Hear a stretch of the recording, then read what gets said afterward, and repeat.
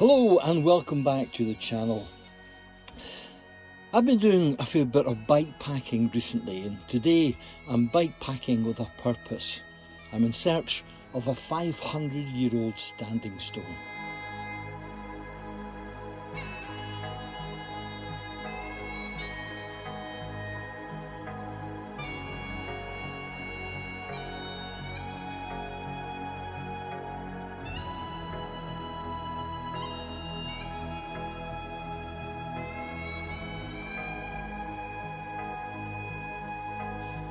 My search has taken me to the Corryarrick, the high pass over the Monolea Mountains between Badenoch and the Great Glen.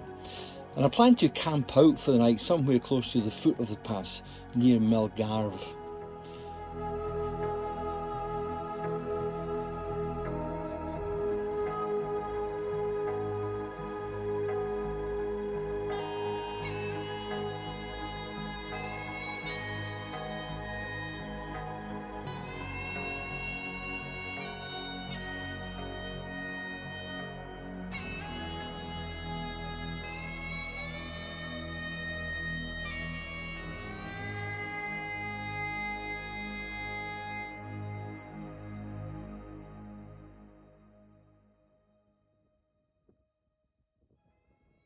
Now, this video, I'm not going to delve into the bike packing gear that I use, but I will put a list of the equipment that I have with me somewhere down below.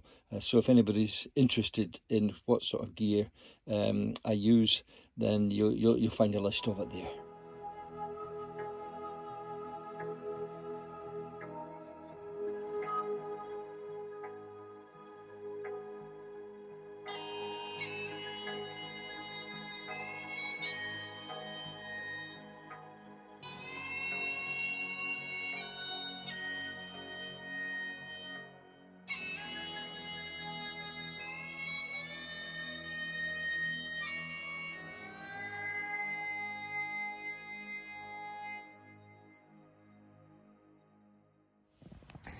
Anyone who has read any of my books or watched any of my old TV programmes will know that I'm quite keen on the old folk tales and legends of Scotland, and I usually have a story or something to share with people at a drop of a hat.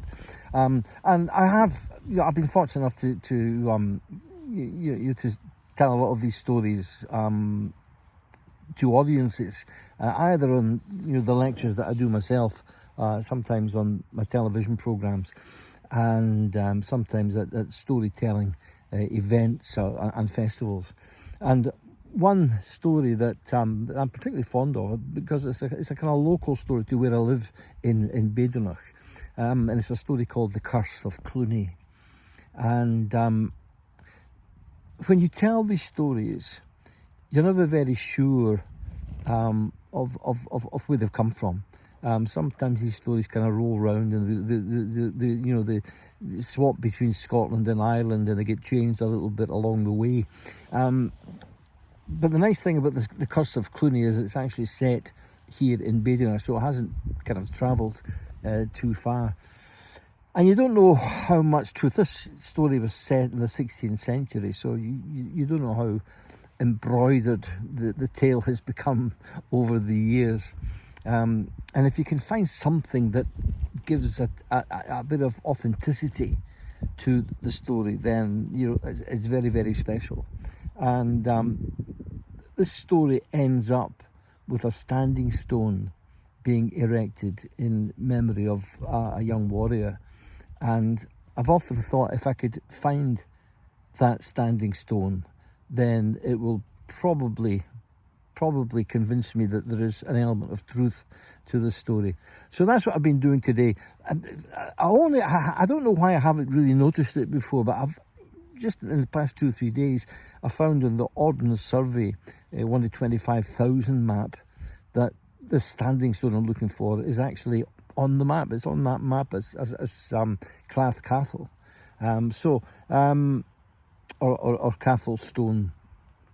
So I've come up here to the Melgarve area, just at the foot of the Corriaric. That's the old General Wades Road that crosses the Monolea Mountains and goes down to the Great Glen.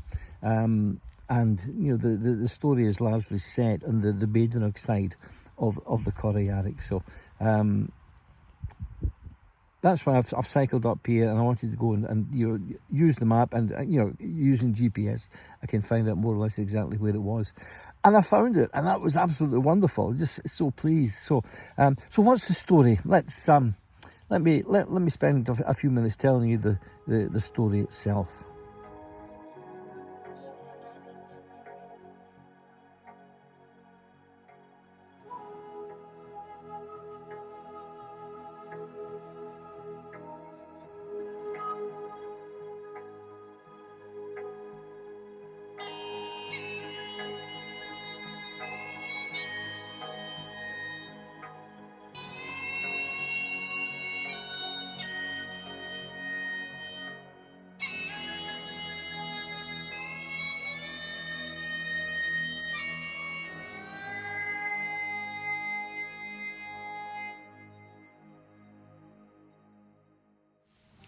In the 16th century, Cluny, chief of Clan Macpherson, betrothed his eldest daughter to the High King of Ulster.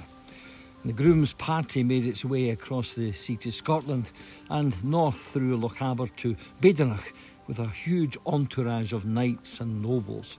And one of them was a young warrior by the name of Chathail, or Chathail. Now, during the wedding feast, Chathail fell in love with the bride's younger sister, and she him. But the young couple believed Cluny would never offer the hand of his youngest daughter to any man other than an independent chief. So they decided to run away, they decided to elope. True to his word, Chathail returned in early winter, and the young lover set off towards the wilds of the Corriaric.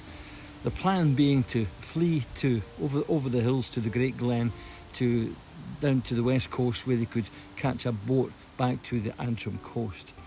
Sadly, the young lady couldn't travel very fast, as by this time she'd become heavy with Chathail's child. Nightfall caught them only a few miles up the glen, where they sheltered in a cave in a hill that became known even today as Craig Chathail. Now, when Clooney discovered that his youngest daughter had run off, he ordered his soldiers to give chase and return with the heart of the Ulsterman. Now, the weather unfortunately deteriorated, and the glen was swathed in a blanket of fresh snow, and the lovers' footprints were found, and about 2 miles from the cave they were overtaken by the soldiers. Despite a brave fight, Chathail was overcome. He was put to the sword, and his heart cruelly carved from his body to be taken back to Cluny as a trophy. However, as they buried the body, the soldiers discovered papers in the young man's pouch, proving that young Chathail was no mere Duonly Astle or simple laird. He was the rightful heir to the High King of Ulster, a true and legitimate thane. And to this day, no one knows why he kept this fact secret, although it could be that he wanted someone who loved him for his own sake and not because he was of royal lineage.